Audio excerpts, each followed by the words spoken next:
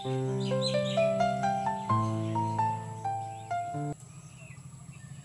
Everyone, welcome to Srimit blog.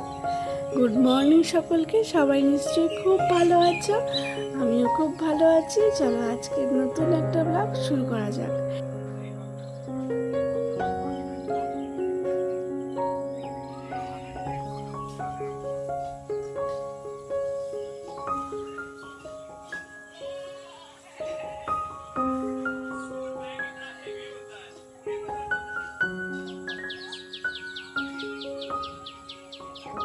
প্রত্যেক দিনের এই সাধারণ কিছু ব্যায়াম কিন্তু শরীরকে অনেকটা সুস্থ রাখে, স্বাভাবিক রাখে, সারা দিনটা অনেক সুন্দর কাটে। ছাদের পরিবেশটা আজকে সকাল সকাল এতটা ভালো ছিল যে ছাদের থেকে যেতে কিন্তু মনই চাইছিল না। এত সুন্দর ওয়েদার আর পাখির ডাক নিশ্চয়ই তোমরা শুনতে পাচ্ছ।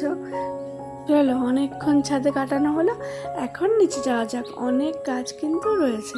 আজ আবার জন্মাষ্টমী। বলো গুড মর্নিং, বলো দেখি, মুখটা দেখি, একটু মুখটা দেখি। Good morning. সকালবেলা উঠে কান্নাকাটি যে মা কোথাও ঘুরতে চলে যাচ্ছে, মানে জামা কাপড় পাল্টে অন্য জামা পরেছি, হয়েছে কোথাও চলে গেছি। আজকে তাড়াতাড়ি উঠে গেছে মুসে না। সবাইকে গুড মর্নিং বলো শোনা, সকলকে গুড মর্নিং আর জন্মাষ্টমীর অনেক অনেক শুভেচ্ছা, ভালোবাসা। নিশ্চয়ই সবার জন্মাষ্টমী খুব ভালো কাটলো, কারণ এই ভিডিওটা আস্তে আস্তে জন্মাষ্টমী হয়তো শেষ হয়ে যাবে। তো কমেন্টস করে বলো অবশ্যই। আর চলো আমাদের জন্মাষ্টমীটা কেমন কাটলো তোমাদের সঙ্গে শেয়ার করি। এখন তো চট করে স্নান করে নেব, চলো। আর স্নান করার আগে একটু গুছিয়ে নিচ্ছি ঘরগুলো। রায় দেখো কি অবস্থা করে রেখেছে। যদিও মাঝে মাঝে যখন মুড হবে সব কিছু গুছিয়ে রাখবে খেলার জিনিস, আর মাঝে মাঝে সব এলোমেলো করে ছড়িয়ে ছিটিয়ে রেখে দেবে। পাগলি সোনা আমার কখন কি করে ঠিক নেই। তো চলো, রায়কে খাইয়ে দাইয়ে তারপর কিন্তু আমি একদম কাজে লেগে গেছি। তো স্নান সেরে এখানে এসেছি একটু ঠাকুরের জন্য সকাল সকাল কেক বানাতে। আমি কিন্তু সবসময় নিরামিষ কেক বানাই। নিরামিষ কেক কিন্তু খেতে অনেক ভালো এগের কেকের থেকে আমার মনে হয়। আর বাসন কোসন নষ্ট হয়ে যাবে বলে কিন্তু আমি কখনোই এগের কেক মানে ট্রাইও করিনি। নিচে হয়তো এমনি অন্য বাসনে ট্রাই করেছি, কিন্তু সবসময় আমি এগলেস কেকটাই প্রেফার করি। এটা খেতে অনেক টেস্টি। আর এই জন্মাষ্টমীর সময় ঠাকুরকে কিন্তু নির্দ্বিধায় দেওয়া যায়। অনেকেই বাসন কোসনের ভয়ে যে আমি বাসন ছাড়া দিতে চাই না, সেই জন্য আমার এখানে সব নতুন বাসন সব কিন্তু একদম আলাদাই আমি ব্যবহার করি। তো আমাদের ঘরে কিন্তু লাড্ডু গোপাল স্থাপিত নেই, আমরা ঘরের ঠাকুরকেই দেব। আসলে গোপাল বসানো হয়নি, কারণ সব সময় যত্ন করতে পারবো কিনা সেই জন্যই। গোপাল শুধু বসালেই হয় না, তাকে কিন্তু অনেক যত্নে রাখতে হয়। তো চলো করে নিই বড়াগুলো। তেমন কিছুই না, শুধু কটা বড়া করব আর কিছু ফল টল দিয়েই কিন্তু পুজোটা সেরে নেব সকাল সকাল।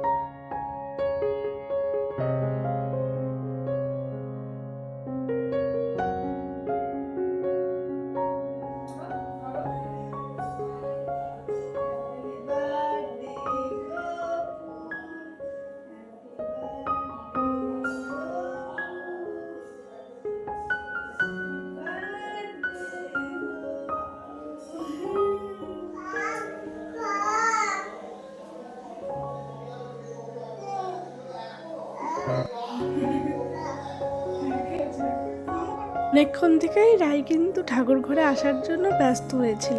তাই সকালবেলা জামা কাপড় ছাড়িয়ে ওকে ডেকে নিয়েছি কেকটা কাটানোর জন্য। পুজো সেরে ওকে দিয়ে কেক কাটালাম, খুশি হবে ওর মনটা, ভালোও লাগবে। আর কত পাকা পাকা কথা, আর কখন থেকেই বলছে মা প্রসাদ দাও প্রসাদ দাও। শশা খাবে, কেক খেতে ভালোবাসে না, শশাটার জন্যই বলছিল। তো দেখো কেকটা কত সুন্দর হয়েছে। আজকের কেকটা খেতে কিন্তু বেশ ভালো লেগেছে আর অনেকটা সফট হয়েছে। আমার নিজেরই ভালো লেগেছে নিজের কেক খেয়ে আজ। তো সকাল সকাল রাইকে কিন্তু এই যে রুটি কলা খাইয়ে দেবো। আজকে মামুনি রান্না বান্না করেছে। আমি কি ওরে বাবা কি রান্না করছে।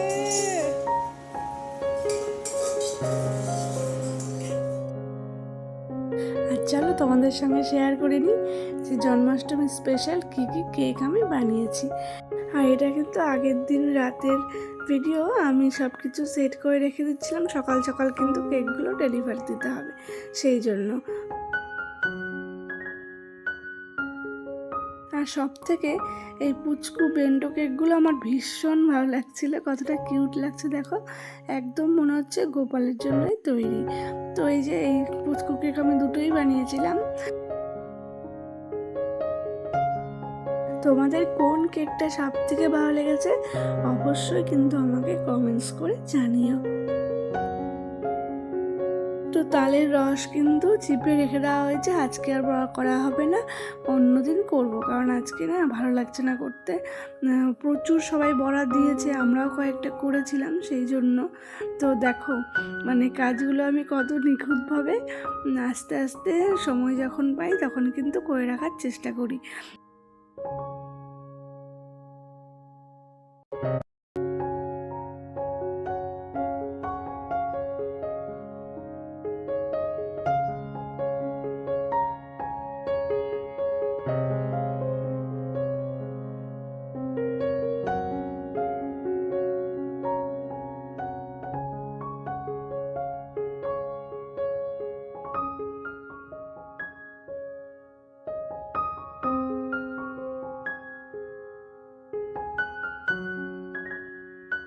আর এই কেকটা কেমন হয়েছে অবশ্যই বলো। এটা কিন্তু আমি মন্দিরে নিয়ে যাব, মানে আমি গপুকে গিফট করব।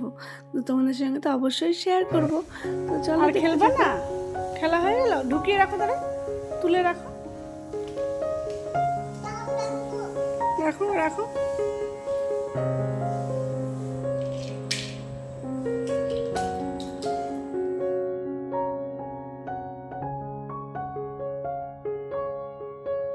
রায়ের জন্য কিন্তু লোকাল ডিম একজন দিয়ে যায়, সেগুলো কিন্তু একদম পরিষ্কার করে ভালো করে আমি স্টোর করে রাখি।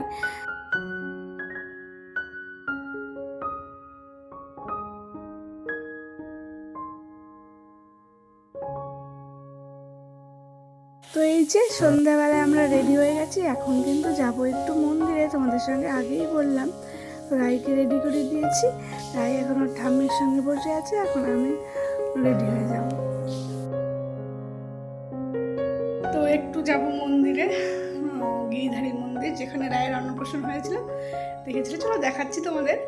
তো সেই জন্য রেডি হয়েছি, একটা কেক দেবো ওখানে, প্রথম বছরও দিয়েছি, সারা চেষ্টা করবো সবসময় দেওয়ার।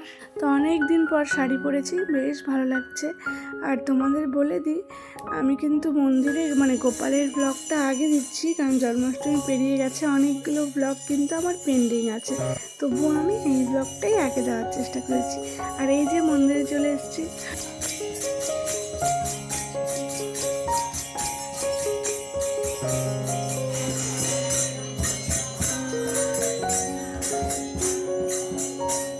এখানে এসেও দেখো দুষ্টুমি শুরু হয়ে গেছে। দুষ্টুমি বলবো না, অনেকটাই ভালো মতো চুপচাপ বসেছিল আর কীর্তন করছিল, খুব ভালো লেগেছে ওর এখানে এসে। আর বারবার বলছিল মা গোপু সোনাকে দেখবো, লাড্ডু গোপাল কই, লাড্ডু গোপাল আমাকে একটা দিত, আমি কোলে নেবো, এরকম করে বলছিল। তো ভালো লাগছিল বেশ। এরকম এখানের থেকে যেতে চাইছে না, ও এখানে বসে থাকবে, লাড্ডু গোপালকে দেখতে থাকবে, বারবার আমাকে ওর জন্য ওখানটায় যেতে হচ্ছিল।